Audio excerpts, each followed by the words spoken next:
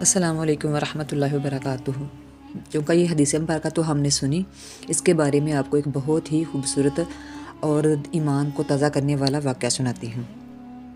6 لاکھ لوگوں کے حج نہ قبول ہونے کا واقعہ۔ حضرت عبداللہ بن مبارک رحمۃ اللہ علیہ ایک مرتبہ حج سے فارغ ہونے کے بعد بیت اللہ میں سو گئے اور خواب میں دیکھا کہ فرشتے آپس میں باتیں کر رہے ہیں اور ایک دوسرے سے سوالات کر رہے ہیں۔ ایک فرشتے نے دوسرے فرشتے سے سوال کیا، اس سال کتنے لوگوں نے حج کیا اور کتنے لوگ حج میں شریک ہوئے اور کتنے لوگوں کا حج قبول ہوا؟ دوسرے نے جواب دیا، 6 لاکھ لوگوں نے اس سال فریضہ حج ادا کیا ہے، لیکن ایک بھی فرد کا حج قبول نہیں ہوا، مگر دمشق میں ایک موچی رہتا ہے جو حج میں تو شریک نہیں ہوا، لیکن اللہ تعالیٰ نے اس کا حج قبول فرما کر ان کے طفیل سب کا حج قبول کر لیا ہے۔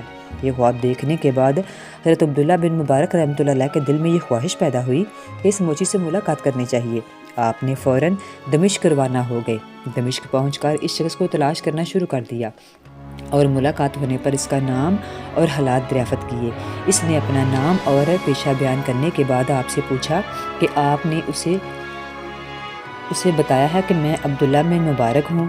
احوال معلوم کرنے کے بعد جب حضرت عبداللہ بن مبارک رحمۃ اللہ علیہ نے اس سے حج کے بارے میں پوچھا تو اس شخص نے یہ سنتے ہی ایک چیخ ماری اور بے ہوش ہو گیا۔ ہوش میں آنے کے بعد اس نے اپنے بارے میں بیان کیا کہ میں بہت عرصے سے دل میں حج کی تمنا تھی، یعنی حج کی تمنا رکھتا تھا، حج کرنے کو دل چاہتا تھا۔ میں نے اس نیت سے تھوڑے تھوڑے کر کے 300 دینار جمع کر لیے تھے اور حج کے دن بھی قریب تھے۔ ایک دن میرے پڑوسی کے گھر سے کھانے پکنے کی خوشبو آئی تو میری بیوی نے کہا کہ تم اس کے گھر کھانا دے آؤ تاکہ ہم بھی کھانا کھا لیں۔ چنانچہ میں نے جا کر اپنے پڑوسی سے کہا کہ آج آپ نے جو کچھ پکایا ہے ہمیں بھی عنایت کریں۔ چونکہ بیوی نے دنستہ بھیجا تھا کھانا لینے کے لیے، ہمیں بھی عنایت کر دیں۔ تو ہم نے کہا، یعنی جو اس کا پڑوسی ہے اس نے کہا کہ ہم نے جو پکایا ہے وہ آپ کے کھانے کا نہیں ہے۔ میں اور میری بیوی بچے کیونکہ کئی دن سے بھوکے تھے، لہٰذا میں نے مجبور ہو کر ایک مرے ہوئے گدھے کا گوشت پکا لیا ہے۔ پڑوسی کی بات سن کر میں لرز گیا اور اپنی تمام جمع شدہ رقم جو تھی اس غریب کو لا کر، یعنی پڑوسی اپنے کو لا کر اس تصور اور یہ خیال کر کے کہ ایک مسلمان کی مدد میرے لیے حج کے برابر ہے، یہ دل میں نیت کی اور اس اپنے پڑوسی کو دے دی۔ حضرت عبداللہ بن مبارک رحمۃ اللہ علیہ نے یہ واقعہ فرمایا، یعنی سنا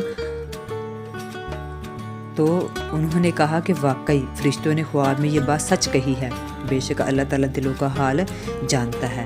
یعنی اب ہم اس بارے میں ہمیں خیال رکھنا چاہیے کہ کیا ہمارے پڑوسی، کیا ہمارے قریبی کہیں کوئی مشکل میں تو نہیں ہے کہ جس سے ہم بے خبر ہیں، اور ساتھ آقا صلی اللہ علیہ وسلم کی وہ حدیث مبارکہ بھی یاد رکھنی چاہیے اور اس واقعے سے ہماری آپس میں تعلقات اور جو پڑوسیوں کے ساتھ حقوق ہیں ان سے بھی خیر خواہی کا جذبہ رکھنا چاہیے، اور دلوں میں اس کے ساتھ دلوں میں کیا ہوگا، ملاپ آئے گا، دلوں میں محبت بڑھے گی۔ تو آقا صلی اللہ علیہ وسلم کی حدیث مبارکہ کو سنیں اور اپنے دل میں آقا صلی اللہ علیہ وسلم کی محبت بھی پیدا ہوگی اور اس کے ساتھ ساتھ پڑوسیوں سے حسن سلوک کا جذبہ بھی۔